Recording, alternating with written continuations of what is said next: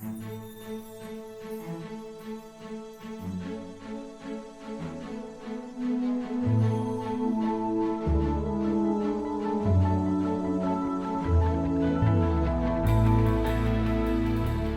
acknowledge our university and community supporters, the University of Iowa's Honors Program, the University of Iowa Public Policy Center, and the Stanley U of I Foundation Support Organization for their financial support. And I thank today's special sponsors, Midwest One Bank, Canon Alice Atkinson, and Conrad Schultz. I also thank City Channel 4 in the back for professionally recording our programs for cablecast on City Channel 4 or 118-2, and the U of I Library's digital archives for maintaining all of our past programs where you can go watch. This time it is my pleasure to introduce Will Coghill-Behrends, who I have actually known, and we have had the experience of watching our children grow up together. So it's great fun to be able to introduce him. He is the co-director of the Baker Teacher Leader Leader Center at the U of I College of Education, with a particular focus on global community education initiatives, a new effort to internationalize in the College of Education. He was a classroom teacher of German in Iowa City and in Wuppertal, close enough? If I'm saying it right, Wuppertal, Germany? Wuppertal. Wuppertal, sorry, Germany, prior to his College of Education experience here in Iowa City. He has presented on teacher education and professional development internationally and nationally.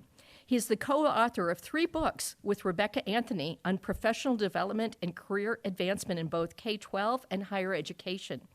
Dr. Coghill-Behrends will describe new programs and initiatives in the College of Education focused on enhancing the skill set of future educators, which is broadly conceived, and to promote global citizenship and intercultural competencies in future classrooms and workplaces. This particular presentation will focus on the most recent visit to the country formerly known as the Kingdom of Swaziland, Eswatini? Eswatini, thank you. It seems like a perfect presentation for today, so please join me in welcoming Will Coghill-Behrends. Thank you so much. So thank you for that welcome, Jana. It was really awesome to see that you would be introducing me, and thank you for the invitation to speak, Janice, who's here with us also today. Like Janet indicated, I am co-director of the Baker Teacher Leader Center, and in the College of Education, I hold a faculty appointment in foreign language and ESL education. I am a German teacher, trained also to speak and teach Russian, but don't ask me anything in Russian because German has been my primary focus. So I'm here to talk to you today about some new initiatives in partnership with international programs in the College of Education as we seek to internationalize and globalize our curriculum. I think everybody in this room would agree we're living in very interesting times, to say the least, and that the imperative is really on us to think about ways in which we can certainly provide opportunities, especially for pre-service and in-service teachers, to learn about curricular methods, pedagogies, et cetera, to help them prepare students for the world that they are inheriting. So, one of the things that I think is important to remember when we talk about this work, when we talk about internationalization, especially when we're looking at it sort of on the micro level like we will today, is that our stories matter. Each of us comes to this room, to this luncheon, to this experience, to this world, to this community with life experiences and stories. And those stories help shape who we are, and they shape the stories that we co-create with other people in this process. And so I'm going to tell a story today, and it's an incomplete story, meaning there are lots of things about the story that even I recognize are in development, hence the title, right? This is really a dispatch about the developmental process and creating new programming and new opportunities for students in complicated places in the world, like the developing world and the developing nation of Eswatini. So a little bit more about my background so you can understand my story and where I'm coming from. I remember distinctly the first time in my life when I sort of had and understood that there was this thing called otherness, right? That there were people who were different than us. And it was at our dinner table. I was in the 4th grade, and we were learning about the Soviet Union. So this probably would have been, I don't know, 1986, 87, right? There were lots of exciting things happening in the world at that time, as many of you know. And I remember having this conversation with my dad and my mom, where I said to them, so I'm kind of confused, right? Like the textbook and the materials that my teacher is sharing with me present these people, right? These Soviets as like normal, right? With traditions and customs and values. I remember one particular picture of a family sitting at the table drinking chai, tea. My family, we were never really tea drinkers, but we were in the moment of that conversation, sitting around at a table having a conversation. And I remember distinctly my dad saying to me, they aren't different from us. They live somewhere else. They speak a different language, right? But they're on the same, I think, I don't know if he used this expression, but struggle bus, right? As we all are, right? They're trying to make ends meet. They're trying to make sense of the world. And what you're seeing on TV, what you're hearing about in the media is not the full and complete story. Perhaps my dad was already onto something called fake news. I don't know. But needless to say, I remember distinctly that being sort of this transitional and transformational moment in my life. Fast forward to high school, I had the fortune of having some really, really phenomenal German teachers, and was in German 4, and I was always like a pretty good student, A's and B's. And I must have not been doing so hot in German because my teacher announced this scholarship program called the Congress Bundestag Exchange Program, and I thought, I'm going to apply for that. Really not even thinking of what it would mean to actually study abroad and leave my comfort zone for 6 months or a year. And so I completed the application. Well, I ended up getting not the full Congress Bundestag ride, the full year, but a 6-month partial scholarship. And so I went to my parents and I sort of showed them and shared with them this great news. And at that point in time, for my parents to cough up the amount of money that they did for me to have that experience, I think takes me back to that day that we were sitting at the table when I was in 4th grade, right? My parents really believed in and valued that experience. And so I don't know if my dad is now unfortunately deceased, if my mom will ever watch this, but Mom, thank you for everything, because I really wouldn't be here without that kind of experience. So here I was, a German 4 student. I was, of course, totally fluent in German. And I was 100% ready to take this on. And so we get on the plane, we fly to Germany, and the first night we were all there in this sort of Studentenwohnheim, like a dormitory together overnight. And there were lots of kids there who didn't have any German. And so that was sort of reinforcing this really false idea that I was, again, 100% fluent in German. I knew everything there was to know about Germany, right? Because I had studied 4 years and I had really excellent teachers. And so before I went, like a good student, I did my homework. And I knew that I was going to be going to a place called Oldenburg, which is in the northern part of Germany. What I didn't notice was that behind that word Oldenburg were 2 other words that were really important. In Holstein. And I don't know how many of you, our German speakers here, understand this, but Oldenburg, that name, is a little bit like Springfield is in the United States, right? So like every state has one. And so this entire time, I was looking at this map in my totally naive, German 4 mind, thinking, oh my God, I'm going to a relatively large city that has a university. So I'm going to be living in this cool metropolitan Iowa City or something. And having grown up in Bettendorf, that felt really exciting to me. So we get to Germany. Again, the next morning they put us on these buses. We head up north. Several hours we were in the bus. And I meet my host family for the first time, Erhard, Mari, and Cayenne. We get in the car, we go have dinner at their house. They introduce me to something which I now adore, but then detested. I thought they were trying to kill me, called Stinkerkäse. Maybe just think about the most pungent, sort of aromatic cheese you can possibly think of. At any rate, we had dinner and then we went for a walk. Now remember, I'm still thinking that I am in Oldenburg, which is a big city in northern Germany.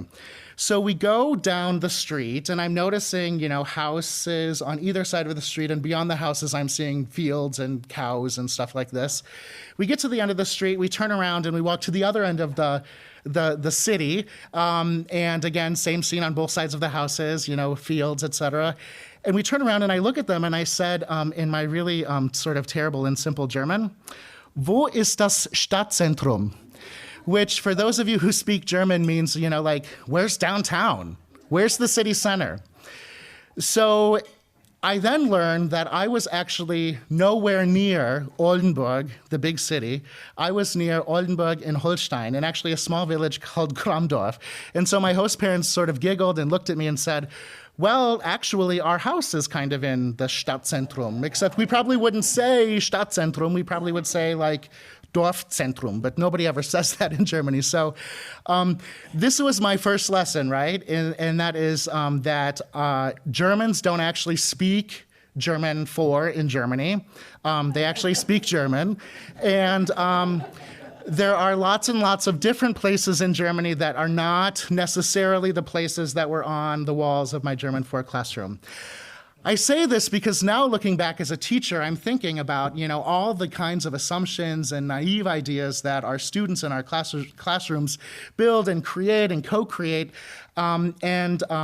This is something that really drives me in the work that I do today in the College of Education, which is getting teachers sort of outside of the safe space of the classroom, right, that protective bubble, and putting them into experiences, putting them into the real life Germany, putting them into the real life different kinds of places that they will find. So that's why I'm here today, and that's what drives my work. So as indicated, I've been a classroom teacher of German for a while here in Iowa City, picture of my awesome students who I miss dearly. I also co-direct the Baker Teacher Leader Center. We're a professional development center, primarily for pre-service teachers, but we also do work with in-service teachers.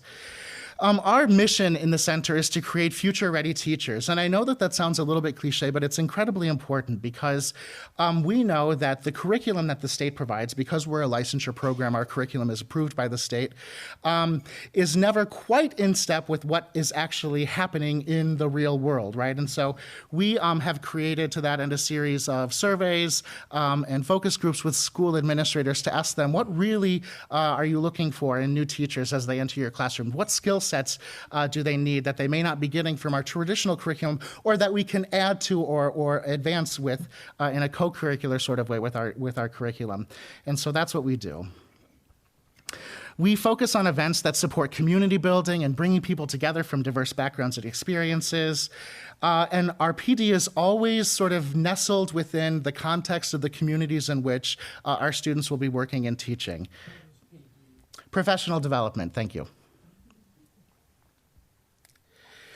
We also are incredibly committed to this idea that our professional development must be representative of the multiple, complex, and myriad identities that our students will encounter as future teachers. And to that end, we're sort of always thinking about this idea and this notion of perspective and what's important. We do licensure renewal for teachers. Pictured here is Christy Vilsack, former Iowa First Lady, and a project we did with her a couple of years ago on a book project, USAID. And now sort of is the guts of my presentation. So pictured here is Dr. Dawn Whitehead of the American Association for American Colleges and Universities, who was on campus last week to deliver a series of workshops on comprehensive internationalization. I'm not sure if you're familiar with this, but comprehensive internationalization through the ACE Center for Internationalization and Global Engagement focuses on 6 primary tenets of internationalization across colleges and institutions. And if you can imagine, these bullets represent the kinds of work that we will really be digging into in our college over the course of the next several years as we seek to internationalize. So an articulated institutional commitment, Dr. Thomas and his team at International Programs has done a really phenomenal job of articulating sort of a broader university mission and vision for internationalization. And what we're doing is sort of taking that work that's already been done on our campus and bringing it to our college, right? And saying, what can we copy? What can we replicate? What is working for us? And certainly what is maybe unique about our particular situation. We have a lot of licensure programs in the College of Education, and for that reason, it's important to make sure that we're integrating this in a meaningful way. We're examining our leadership, structure, and staffing sort of arrangements, right, to make sure that they're all supportive of internationalization efforts. We're looking at our curriculum, and that means really doing deep deep dives into our curriculum across all of our programmatic areas to look at the ways in which some values, which I'll get into here in a little bit, are sort of reflected and exemplified in that curriculum. And then also looking at our co-curricular opportunities, which would also be events like this, right? So I'm not seeing very many College of Education students in attendance right now, but I know that many of them don't have class at this particular time.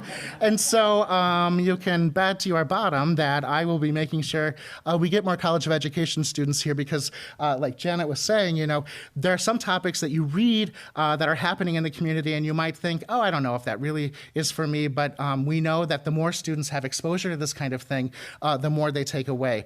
Remember, teachers are teaching in complex worlds anymore, right? So when I was a German teacher, I didn't just teach German, right? I taught a lot of different things. And when we think about really creating a curriculum and an ideal learning environment that's interdisciplinary and provides students ways to better make these connections, which, by the way, is more and more important all the time, we hope that they get exposure to that kind of thing exactly. So we're looking at faculty policy and practices, right? How are we supporting our faculty in this work? What can we do to provide and meet faculty needs? Student mobility, which is not just about getting students to study abroad, or as some say, study away, but also to think about how, student lives, right? The lives and the context and the situations that they experience might impact these opportunities, right? And so our approach is one to develop sort of a menu of opportunities that speak to different circumstances and interests and goals. And foundationally, collaboration and partnerships are super important because without them, we don't do this work alone. One of the key takeaways from my time in Swaziland was this concept of Ubuntu, right, which is this idea that collectively we are better than we are as individually. So I mentioned just a minute ago these dimensions of global learning. These are value rubric, which is valid assessment for learning in undergraduate education, also by the Association of American Colleges and Universities. I know that I'm preaching to the choir when I address these, but just very briefly, because they again help set the context for the rest of the talk, we want our opportunities to provide students an enhanced sense of global self-awareness, right? So understanding who they are as cultural beings and how that relates to others, cultural identities and experiences, this idea of perspective taking, right? And that perspective is never stable.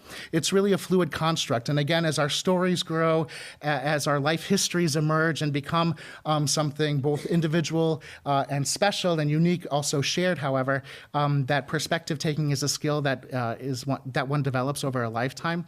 Cultural diversity, again, pretty straightforward. You know, what are the elements of diversity, cultural diversity, and what are the diversities that we all share or experience individually? Personal and social responsibility, I sort of liken this one to the Asia Society's tenet of taking action, right? But helping students understand that they both have personal and social responsibilities in this world in which they live. Global systems are complex, dynamic, interdependent, right? And both within our control and sometimes outside of our control. And sometimes that level of control is sort of a perception thing, right? I'm thinking about global climate change. And lastly, the application of knowledge and skill to this. We're doing all of this work sort of also aligned with the UN Sustainable Development Goals, and in particular, goal number 4, right, which is this idea that we want to ensure inclusive and equitable quality education and promote lifelong learning opportunities for all students, right? And so as our programs continue to develop, we're thinking, trying to think really sort of globally about, you know, what does this mean and how can the College of Education not just serve our students, right, but what is our engagement and role in the community in terms of establishing partnerships and creating learning opportunities for everybody. So very briefly, again, just sort of as a matter of context, the College of Education overall does actually pretty well in terms of sending students abroad or sending students away. Now, I know that this might look like, the college only sends 3% of students away, but the number and the percentage is actually much larger. But I do like this graphic because I do think it speaks to one of our imperatives, and it's an imperative that I'm going to ask all of you to sort of join in on, which is to encourage more study abroad and encourage more study away. I think the University of Iowa does a good job compared to our peers, but we want to do better, and I think we can do better. there are obviously some barriers, right? And some of these barriers are sort of general to study abroad and study away opportunities, and some of them are unique to our students in the College of Education. Obviously, scheduling is one. Given the complex curriculum, state-mandated, by the way, curriculum that our students have to complete, our students sometimes have a hard time fitting in a study abroad experience unless they've been 100% planful from day one. But remember that story about how I thought I was a fluent speaker of German after German 4, right? I think we know that when students get to campus, they're bombarded with all sorts of ideas and activities and initiatives, et cetera, right? And sometimes, thinking about planning and being mindful, I mean, just remember how you thought about things when you were 18, 19, 20 years old, right? That can be complicated. There is a perception that there are these cost barriers. And indeed, study abroad in a way is not necessarily cheap, but there are certainly affordable opportunities on our campus, and that's one of really important factor that's driving our work. Whether students take credit or non-credit programs, again, our students essentially have a fully packed and mandated curriculum. And so there is this question about, to what extent can we still afford students these opportunities, but maybe think differently about how we're structuring things like credit, but yet still acknowledge it on the transcript. Our students have a tremendous clinical load. And the other complication about their clinical load is that, again, there is and has been this historical perception that for somebody to become a teacher in Iowa, all of their teaching experiences have to happen in Iowa, meaning all of their clinicals. And what we actually know in working through the state is that that is like totally a false assumption. There are a couple of things that maybe need to happen locally and in specific kinds of clinical environments, but this really actually opens the door to thinking about how can we provide clinical experiences away as well. And lastly, location of programs. We have a variety of students in our college. And some of them are able to travel away, and some of them have families, and they can't necessarily leave. And so that's an important consideration. In the end, why is all of this necessary? This is necessary because, as Vivian Stewart, Vice President for Education at the Asia Society, says, one of the key deterrents to developing a pipeline of young people prepared to develop advanced language proficiency and a deep knowledge of countries and cultures is a lack of trained teachers. We know that in order to get here where we want to with our society, with folks, with our citizenry, that we have to really think about what are we doing to train teachers to get there, right? So that's really what's driving much of this. So why eSwatini? So funny story. I was in my office one day working, and I get an email forward from my DEO, Leah Platkins, faculty member in foreign language ESL, that was sort of a reply-all response to this woman who had emailed her, Dr. Annie Todd, who had done lots and lots of work in eSwatini with nursing students in healthcare, a bit in education. Leah's reply to her made me think that they were like best friends from high school or something. It was so friendly and so kind. So I immediately got on the phone with Annie and we chatted, and I learned that they didn't know each other, but it was okay because we actually ended up having such a phenomenal conversation. And she sold me on taking students to eSwatini. Now, one of the things that is sort of complicated to talk about is how different Siswati culture is, right, in terms of lots of things that are in direct contrast with what I would call fundamental Western values, right? One of them being sort of the patriarchal structure of the society. Polygamy is a norm in Eswatini, and that poses lots of challenges. And of course, I'm trying to be in many ways respectful as I talk about this, but it's very clear and apparent when you're working with teachers there and with families and with some of the children I'll talk about that there are certainly cultural structures that present what I think many of us would call as challenges and barriers to these people. Regardless, one of the tremendous connections of, one of the tremendous reasons why I was immediately enamored by Annie and her organization's work there is that it was really, really interdisciplinary. And so remember that thing I said a little bit ago about how we need to work hard to make sure that we're creating these interdisciplinary educational opportunities. Well, we were working in hospitals, we were working in orphanages, we were working in refugee camps, we were working in regular public schools. And so there was this tremendous breadth of different kinds of learning environments that we were going to be able to expose our students to that felt like it was a go. Eswatini is a very safe country, relatively speaking, and it's a very affordable country. And so for all of these reasons, I thought, you know what, let's give it a try. Let's see what we have to lose. There are other programs on campus. I know nursing has had or is developing a program in Eswatini. And so there is sort of already some established Iowa Swaziland connections. By the way, throughout the presentation, I may sort of vacillate between Eswatini and Swaziland. So in April of 2018, the king, Mswati III, who is, again, absolute monarch, was an anointed leader of King of Swaziland, decided to change the name. And this came as a big surprise to everybody. And so before going to Swaziland, I just did it. Before going to Eswatini, I always said Eswatini, Eswatini, Siswati, right? But when I got there, basically nobody ever said that, and nobody ever called it that. And so I might vacillate between Swaziland, Eswatini, and that's sort of the background there. For those of you who don't know, Swaziland is in southern Africa, sandwiched between Mozambique and South Africa. It's, again, the last absolute monarchy in Africa. Capital is Baban. The largest city, however, is Manzini, which is just sort of to the south and, I guess, east of Baban.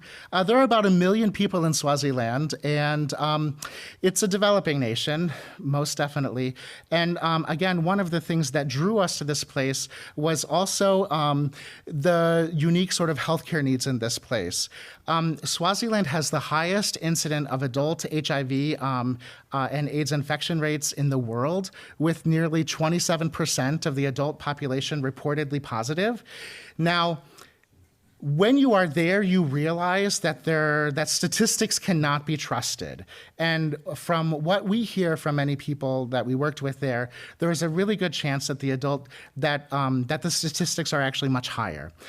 For this reason, there is an incredibly large number of orphaned children in Swaziland. And I said orphanages, but that really, I didn't mean to say that because we actually didn't visit orphanages. There aren't orphanages in Swaziland. What we did visit were orphan-headed homes, and I'll talk more about that in just a minute. By comparison, you can look at the population distribution of men and women in the age range, and I think this sort of paints a picture of the situation. Obviously, some of this is about the fact that Swaziland is a developing nation with some complicated healthcare enterprise and infrastructure, but certainly this is representative of the fact that many adults have simply died. I'm going to skip this slide. So let's talk about our time in Swaziland. So we landed in Johannesburg, and our first day there was a full day there. So we went to Soweto and visited many of the sort of iconic sites, the Nelson Mandela Museum, the Apartheid Museum. We had this fabulous tour guide. Her name was Mandy. I think she goes by the Magnificent Mandy. And when we told her exactly what we would be doing in Swaziland, by the way, she said Swaziland is amazing for its massages. So you have to get a massage when you go to Swaziland. Never once did I see anything about massages anywhere in Swaziland, so I'm not sure where Mandy is going, but apparently they're really killer there. Anyway, when I told Mandy what we were going to be doing in Swaziland, she said, you know what, do you mind if we sort of like redo the entire afternoon's itinerary, because I want to take you to a very special place where we're doing community education. And so Mandy took us to one of her homes, and it was essentially an art compound, right? And there were different installations that folks had done about African society, South African society, culture, language, etc. And it was a really, really phenomenal example of sort of community engaged and local education. I probably will have to give a different presentation about that because there's so much to say about it. We also went to the Apartheid Museum, which, if any of you have been there, is a really tremendous display of human agency and resiliency during one of the most terrible things that happened in our history, which is apartheid. And so this is a picture, well, I guess you can't see it very well, unfortunately, but it's a burning field. And so when we get in the car the next day to drive to Swaziland, Annie asked us, so what do you think you're going to see? Like, what do you think the landscape's going to look like? And I know she was baiting us, because I know what she was wanting us to say is, we're going to see jungles and elephants and lions and all of that stuff, right? Well, I had done my homework, and so I knew exactly what we would see, which would be a lot of fields.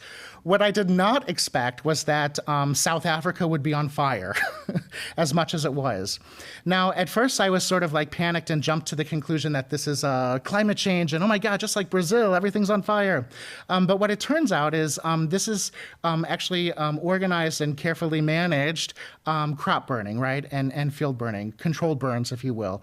We were there in the winter, and so they were in the process of preparing crops for the next year. What I didn't expect, though, was that there would be burned crops literally for hundreds of miles on our way to Swaziland. And the amount of, sort of pollution and stuff that creates is something I think that had me thinking quite a bit. That night I talked to my mom on the phone, and she was like, "What was it like? How was the ride? What did you see?" And I was like, "It was on fire. Everything was on fire." Swaziland, Eswatini, is a country, though, of immense beauty and enormous challenges. And I spoke to some of those challenges already. And what I'm going to do now is sort of take you through our experience in some of the schools and the community education environments that we were, and talk about some of these challenges. I am always like I said earlier, sort of in a process of continually unpacking, because this was a really, really intense trip. Some of the things that we saw, some of the students that we worked with, some of the children that we got to meet have had really, really harrowing experiences. And in spite of that, they come to us and to their education with such enthusiasm and energy and excitement that it really is, it really, really is beautiful. So one of the things that intrigued me most about working with Annie and her organization is the immense network of child-headed homes that she works with. And so her organization, Give Hope, Fight Poverty, works really closely and has had long-standing relationships with these children. When she told me we would be visiting child-headed homes, I was thinking, well, she says child, but kids don't live alone. And so I was thinking older kids. And well, most of them were older teenagers. There were lots of kids living without parents, right? And they were being taken care of by neighbors, by teachers, by village bogos, which is the word for grandmother. But they were living alone. Outside of the city, all of the land is called kingdom land. It's essentially the king's land. And the king has designated or appointed several chiefs across the country to sort of manage these lands in this district. One of the reasons kids don't leave their homes after their parents die is that if they leave their home, they will lose their home.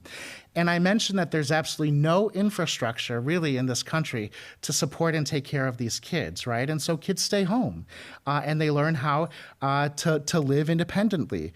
And we'll see this reflected in some things that are happening in the schools there. This particular woman was Natundo, 3 children, living independently, 100% in love with everything that has to do with English and English literature, especially. Her English was impeccable. She's just such a brilliant mind, but living independently, raising her 3 children and continuing to go to school. This is the other really interesting thing, is that many kids in school there are in school until they're 24, 25, 26, 27, because they sometimes have to stop school for several years. And in Swaziland, it's very particular, right? If you haven't finished 4th grade, you can't go on to 5th grade, no matter how old you are in terms of age. One of our first community education events was at Baban Public Hospital. We went to the children's wing, and I had prepared myself because Annie had prepared us about what we would see and what it would look like. This is the outside of the hospital. Of course, I don't have any pictures inside of the hospital, but there were maybe 15 or 20 children in this particular wing. The good news was that all of them were going to get out, and so there were no children who were there in perpetuity or necessarily sick or dying, although there are several children's hospices across the country. But we worked with kids all morning. We read to them. We did literacy work. We did craft work. we were the only ones in the room, along with family members, and this was something that I didn't know, again, about this particular situation, is that there aren't really nurses to speak of in Swaziland, right? And so family members, if you have somebody in the hospital, a family member is expected to be the caretaker, right? The nurse. So if a if a kid or family member has dysentery or something terrible, right? You're the one who's expected to clean them up, to provide food for them, etc. It's not like it is here with the small army of nurses we have, right? And to think about the fact that we consider nursing shortages here, I mean, there's nowhere even near anything like that in Swaziland. We also went to Malinza Care Point, which is sort of a pop-up school in the rural community. This is Mrs. Dalini, who was the director of the school, was phenomenal in terms of providing really cool educational opportunities. We got to work with, I worked with the teenagers, and let me just tell you, like, I thought my jokes were really funny, and the teenagers were basically like not impressed, not amused. But we had a good time once I let them take charge. We had a really good time. I wanted to point out, I don't know if you noticed this poster that was hanging up behind Mrs. Dalini, which is this contamination cycle poster, right? When you think about the kinds of posters that we have up in our classrooms here in this country, right, you would never see something like this, right? But sanitation, access to clean water, the water pump in this small village had been broken for months, and so families had to go to the river, which essentially is in the middle of a desert, to get clean water. So you can imagine what that water looked like and what that water tasted like. Right, this is very real. This is a real example of the kinds of things kids are learning for self-preservation. We did ESL programming at the Care Point, which was a lot of fun. And we also went to the Malinza Community Center. We played games with the teenagers. We did some fun literacy work. Here's one of our education students. Working with a group of teens. We ended up playing volleyball for a while with them. It was really phenomenal. This is Elangeni Schools, and when we take students in the future, this school will now be kind of our home base because of a partnership we're hoping to establish there. The school is a K-8 school, and half of the school was gone for a day on a field trip, and so we were just working with, I think it was like 4th through 8th graders. Again, we played lots of games, did lots of literacy work. They really wanted to be in selfies, which was, of course, cute and funny.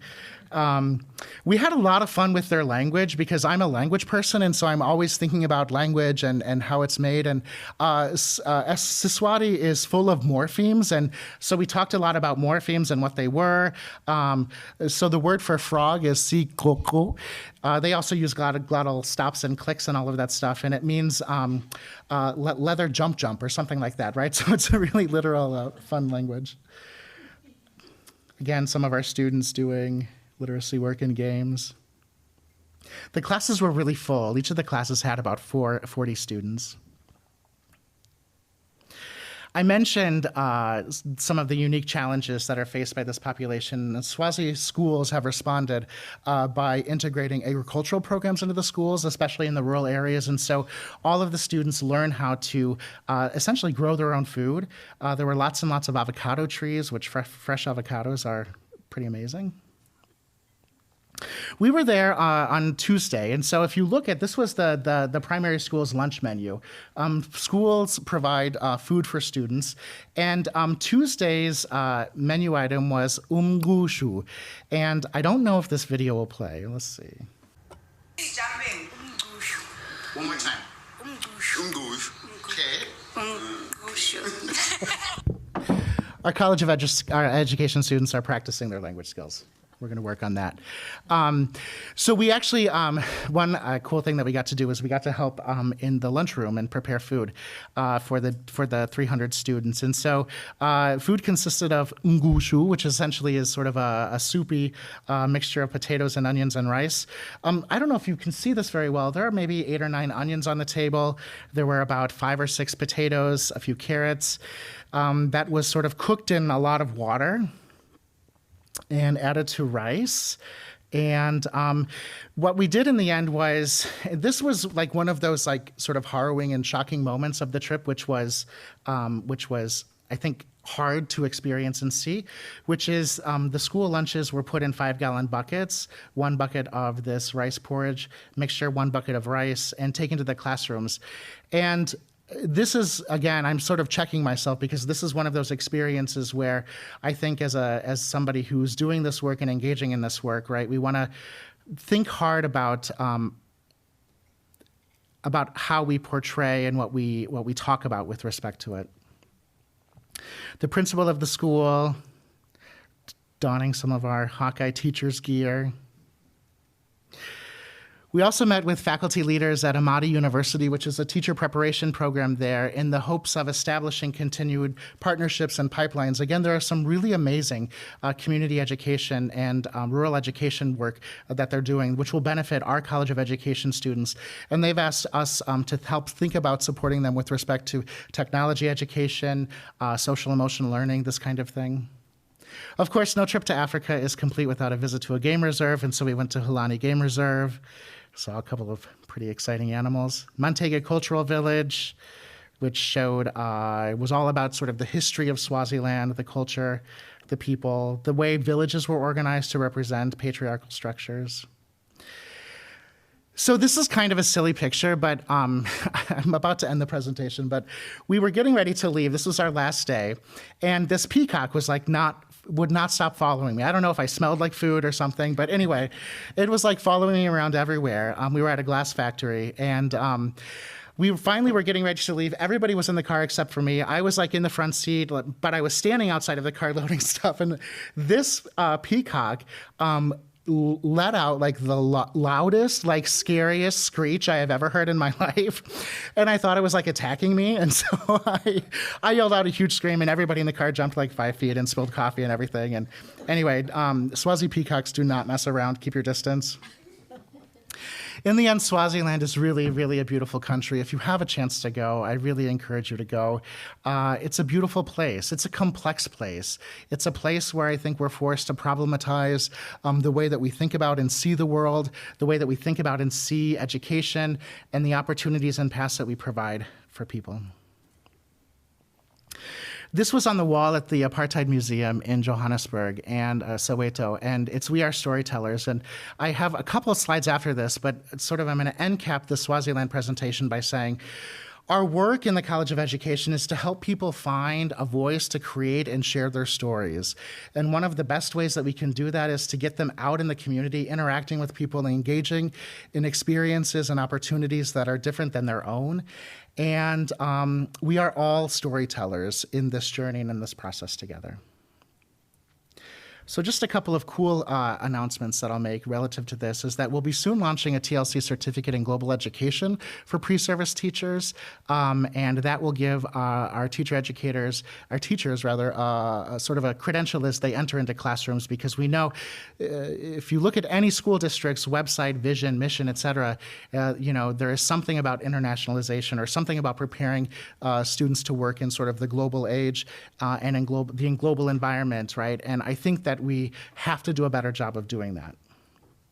And lastly, and most excitingly, last Friday, so just a couple of days ago, we launched in Iowa City Community School District in partnership with several community organizations, including the Neighborhood Centers of Johnson County, Iowa City Compassion, UAY, I'm forgetting like 8 of them, but just all kinds of neighborhood organizations that are serving international populations and communities, a Seal of Biliteracy curriculum and course. And so these students pictured here are part of the inaugural class who will earn from the state of Iowa a Seal of Biliteracy. So they're demonstrating competencies in English and another language.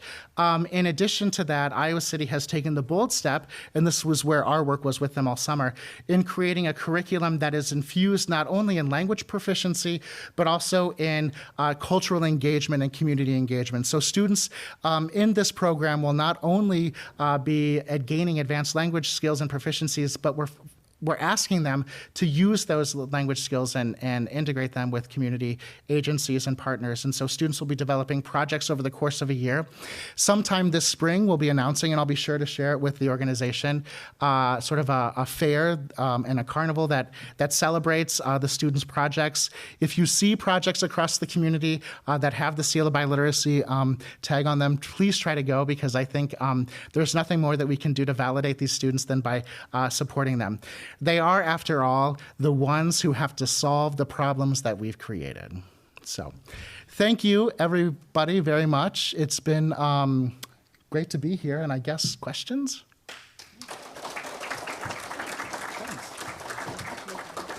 Do you think your students would be interested in coming to the Iowa City Foreign Relations Council presentations? And if so, how could we reach out to them and invite them to our programs?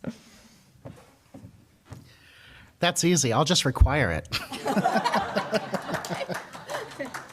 No, our students, all students in the College of Education Teacher Ed program have a professional development program to complete, and that includes attending events in the community, some that we organize, but we are always advertising community events. So I'll just be sure to capture those events and put them on our calendar. How are you including the 17 UN development goals in your program? Good question. So the wonderful thing about the development goals is that they are universal. And so I think that sometimes there's this belief that the work that the UN does in sustainable development doesn't really apply to our work or doesn't really apply to our context here in the United States. I think, though, you would be hard-pressed to not find a topic of relevance for each of those sustainable development goals. Clean, potable drinking water, Flint, Michigan, right? Access to education, incarcerated individuals, right? I mean, there are so many ways to connect that to our curriculum. What we will be doing, and the work that I'm really excited to do with our faculty, is what we call a curriculum deep dive, which is getting into each individual course and looking at each individual syllabus and sort of linking these goals, the value statements from AACU. And there are, by the way, many others that we're including. Of course, in the short presentation time we have today, I couldn't include all of that work or frameworks for helping us think about and understand ways to do this and to do it well. This question says, I understand study abroad. Could you explain more about study away? Yeah, I can't actually tell you who coined the term study away, although I know that there is a person who did. And it's the idea that abroad really speaks to going someplace outside of the United States. Study away recognizes the value and recognizes the fact that there are opportunities very locally for us to engage in populations and cultures that are perhaps different than we are. I don't know if you've been to the Meskwaki settlement in Iowa, but there's a school there. It's the Meskwaki Settlement School.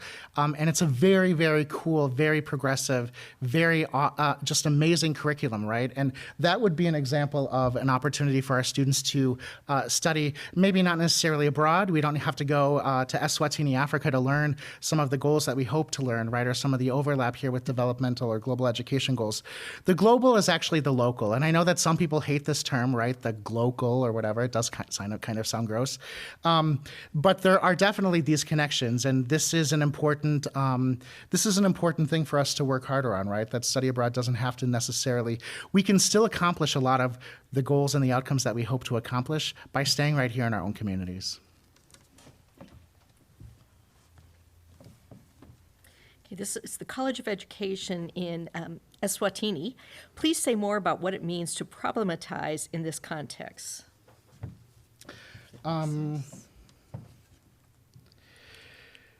So when I use the word problematize, I'm talking about troubling some of our assumptions about what education looks like, troubling some of our assumptions about what schools look like, how they function.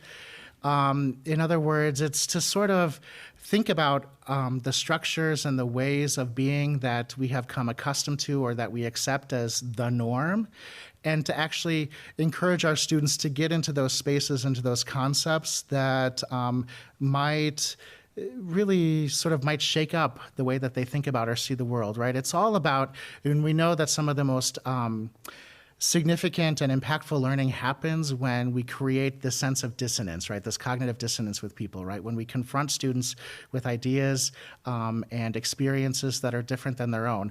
The important thing, though, and I think it's important, especially nowadays, given how poorly we, many adults seem to be doing this in our country, especially those who are getting a lot of attention, to provide students opportunities and ways to be in those moments or to sit in difference with one another in a way that's peaceful, in a way that's respectful, in a way that recognizes that we can still be in community and share difference. Is there tuition in Swaziland or eSwatini for kids to go to school? And also, is there a difference in school attendance for boys and girls? That's a good question. School is not free in Swaziland. In fact, school is quite expensive. Even at public schools, there is an expectation that students will have uniforms, that they will come with some supplies. I think that tuition for a year in Elangeni, again, which is a public school, it is one of the top-rated schools in the nation, but it's a public school in the rural area outside of Baban. It was nearly $500 a year, $500 a year. Now, I have not had to register kids for school in the last couple of years, and I'm not sure if anybody else in this room has either, but I do know that I think $500 is more than what we would pay to register kids for public schools. And that's, of course, is a barrier. The second part of the question was about attendance rates between boys and girls. Not really. But I have to be careful by saying, like, I don't know if that is because of the schools that we were in. There are definitely, in this very patriarchal society, there are definitely some challenges for young women especially to overcome.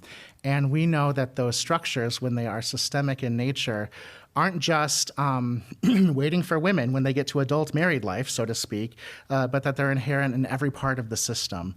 And we did see those young women, again, also persisting in spite of some of these adversities and challenges.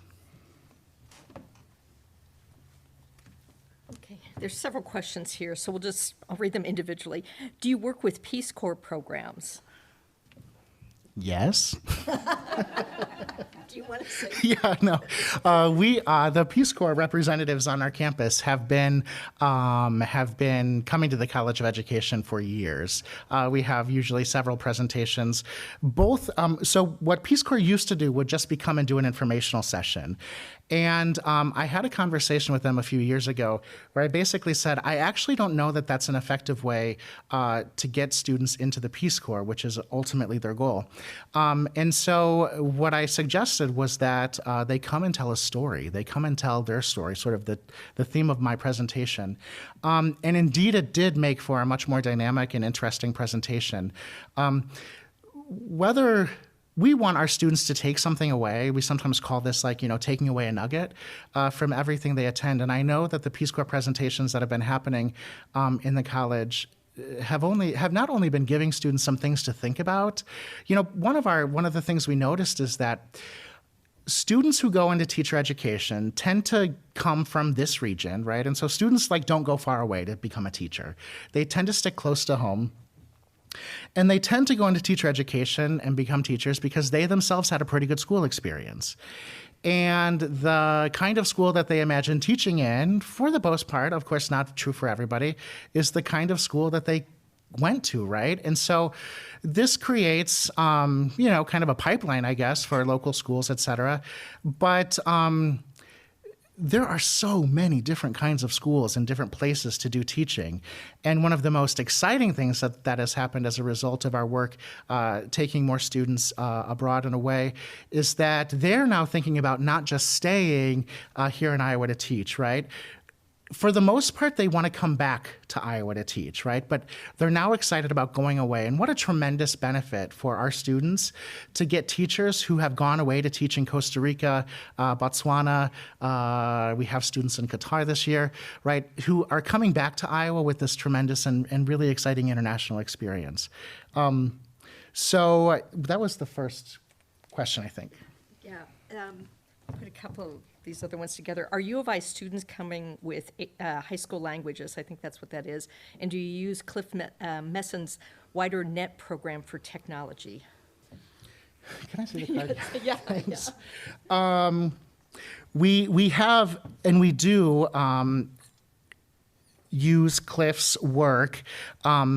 In the two projects that I've done most recently, we did not, however, for no reason other than I sort of have lost track of Cliff, actually, and his work. The major source of income for Swaziland. The major source of income for Swaziland would be its manufacturing and agriculture, although it doesn't really seem very clear like what exactly that is. And so when you talk about Swaziland's biggest export, it would actually be handicrafts. And the last question is, are UI students coming with high school languages? This is a really good and important question, and that is less and less. And so unfortunately, in spite of our work to internationalize and do things like create students and environments for students to be globally engaged citizens, our students seem to be coming out of high school with less and less language proficiency. If any of you are familiar with Iowa City, in fact, I said I was a German teacher here, but you may know the fate of the German program in Iowa City, right? Short-sighted decision-making to close a program which wasn't about enrollments or wasn't about funding.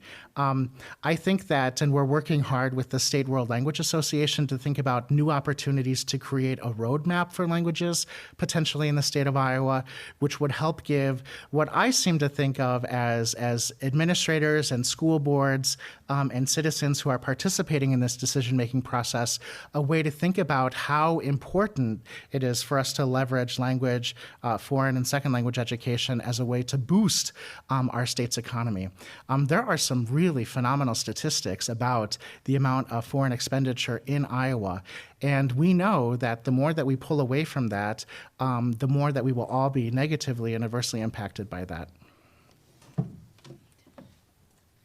Well, unfortunately, I would love to listen for the rest of the afternoon. Our time is up. And so we must conclude our program, but I want to give a great big thanks to Will Coghill-Behrends for this wonderful presentation. So please join me.